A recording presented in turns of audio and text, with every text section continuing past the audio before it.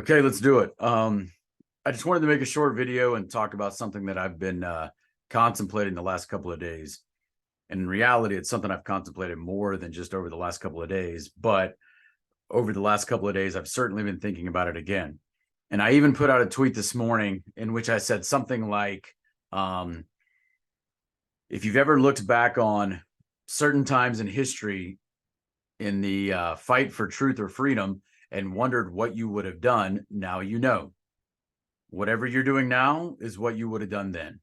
And sadly, what we've learned is that the majority of people will choose to either side with tyranny or they will choose to do nothing.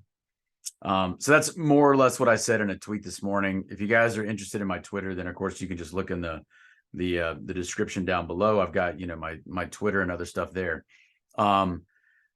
But anyway, I think this is human nature. A lot of times you learn about some event that happens in history or a certain period of time, and you ask yourself, okay, if I lived then and were in this particular set of circumstances, or I was living at the time of this specific event occurring, what would I have done? Well,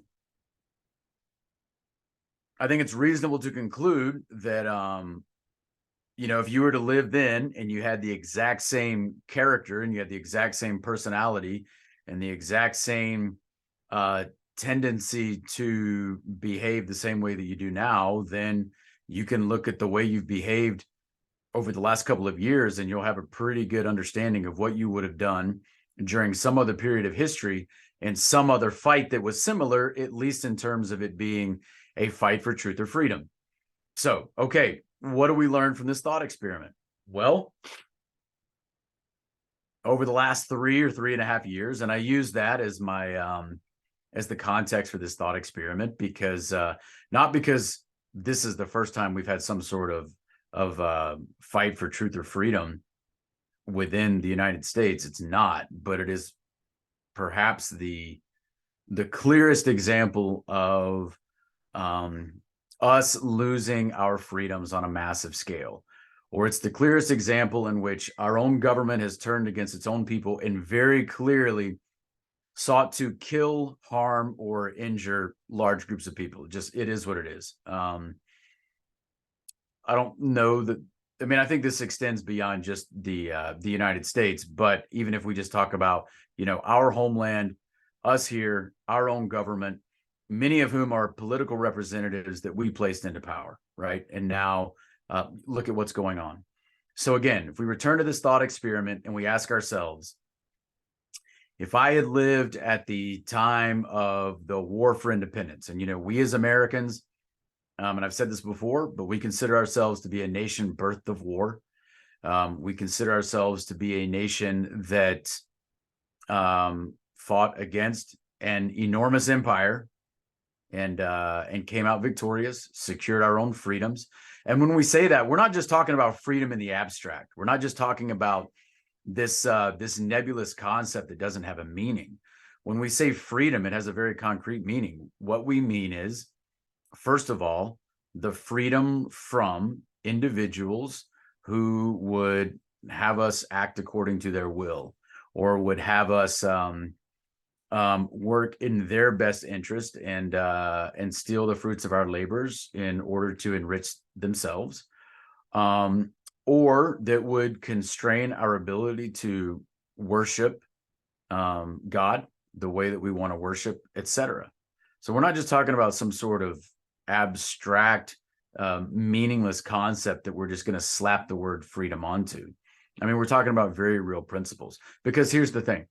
If we lose this war for freedom, it will become much harder to worship God. I mean, just understand that we are moving into, whatever you want to call it, but the superstructure order that we are moving into is inimical to God. You just have to understand that, which means that it will affect the way in which you worship. So for those who like to draw a distinction between what they see as the political and then what they see as faith-based or their spiritual lives, just understand that what we're talking about right now, it's not exactly clear how to draw the distinction between the two, because this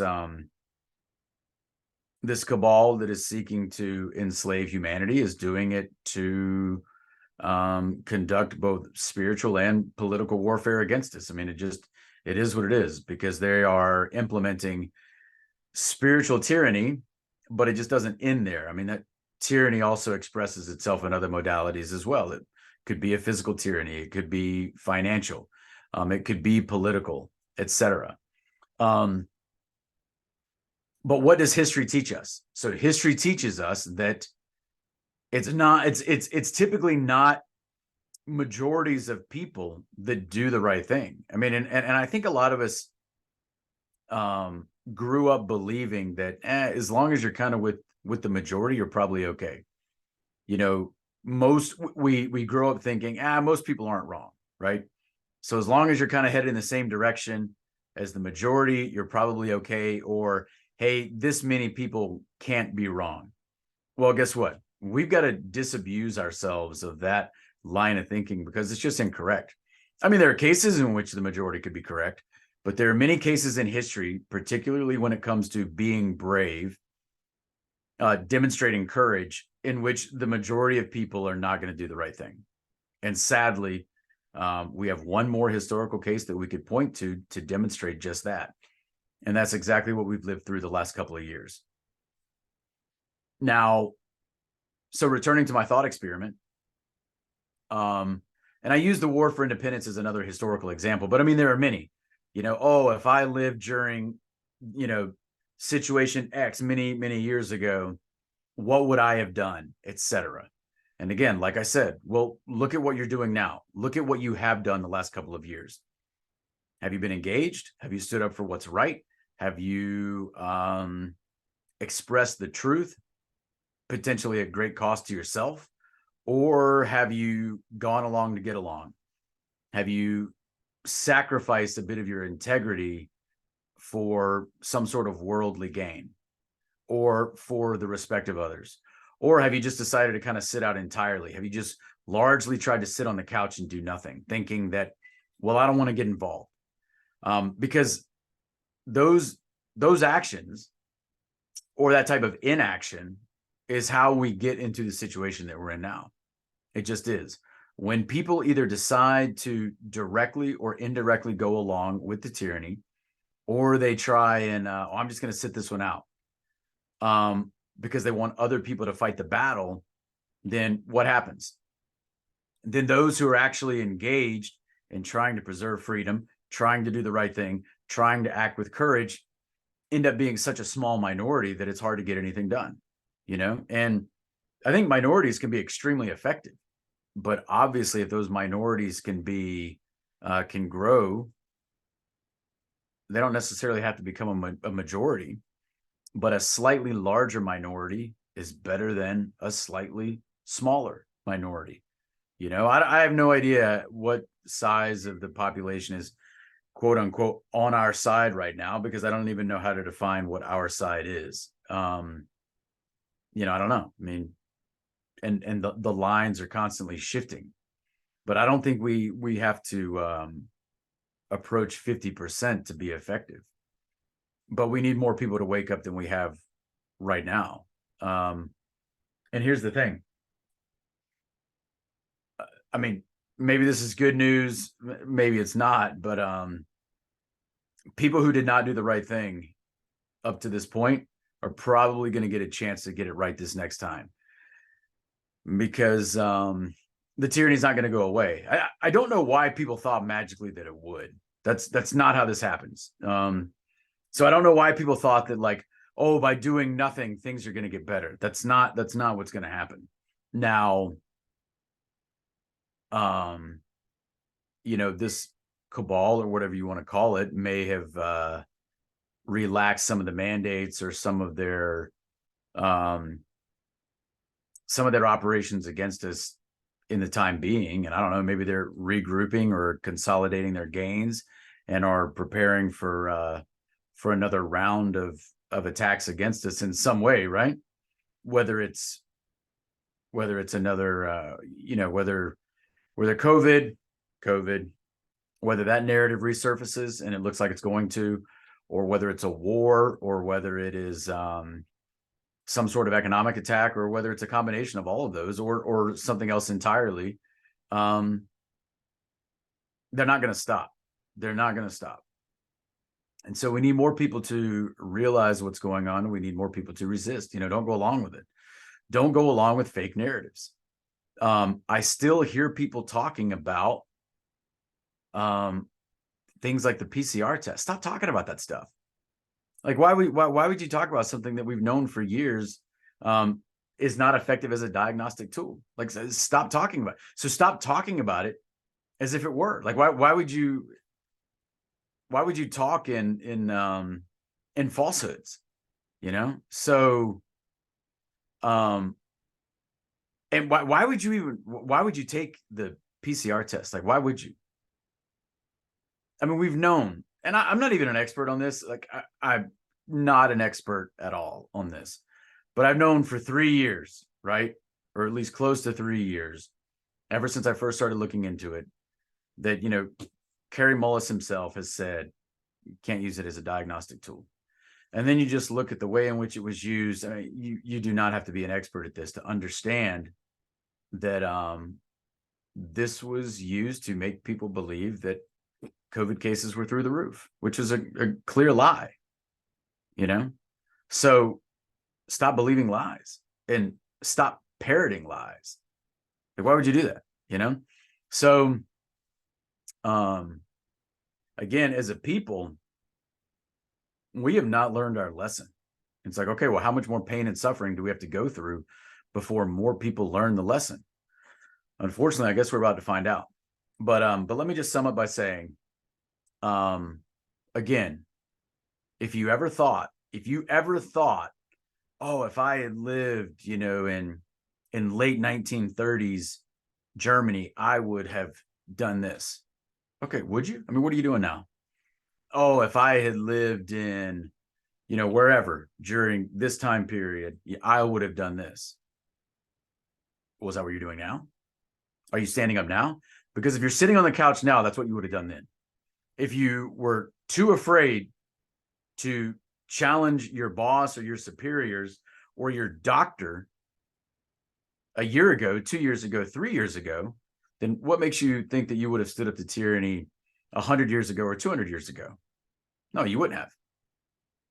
If you're sitting on the couch now waiting for other people to fight your battles, that's exactly what you would have done at some previous time in history. You would have sat it out, and you would have waited for other braver people with more integrity to get involved while you hid behind them, like many people are doing now.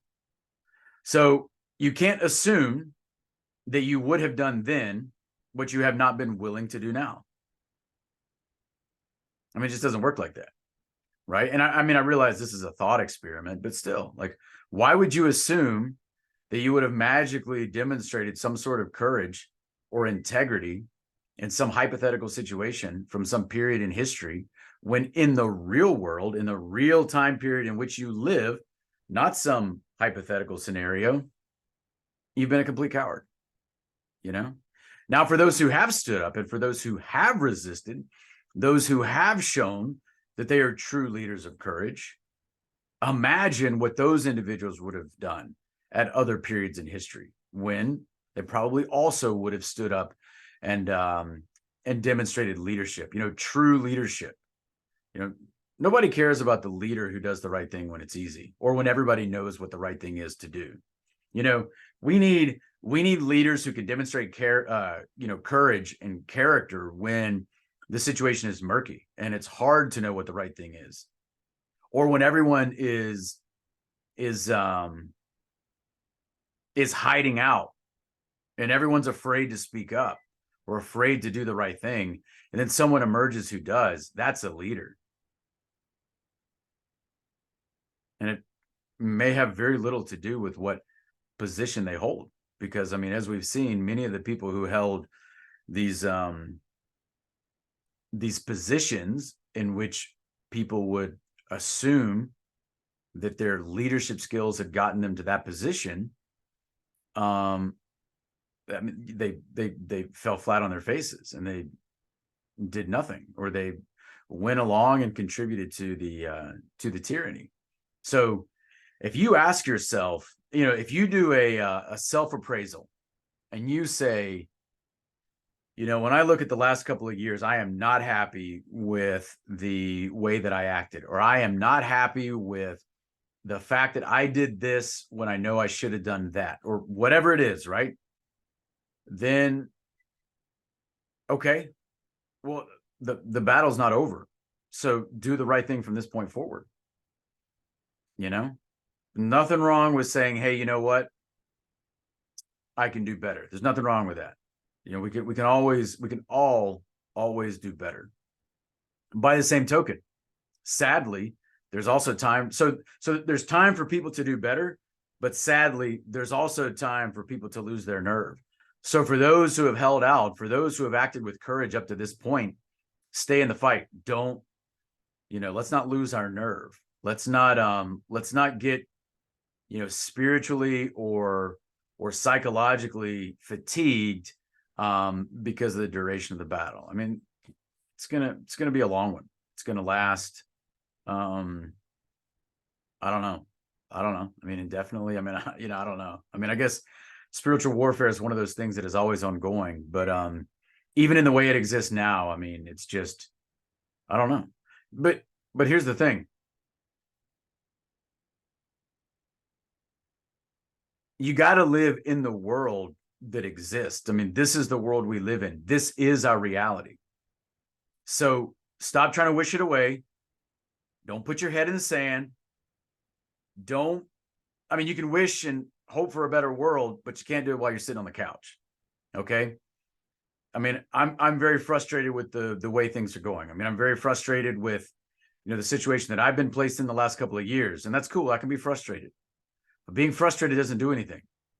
So be frustrated, but put that frustration into action. Stop thinking about hypotheticals. Stop thinking about you coulda, woulda, shoulda, and start doing. This is our reality. This is the world that we live in. We need to act. We largely know what to do and what not to do. So do it.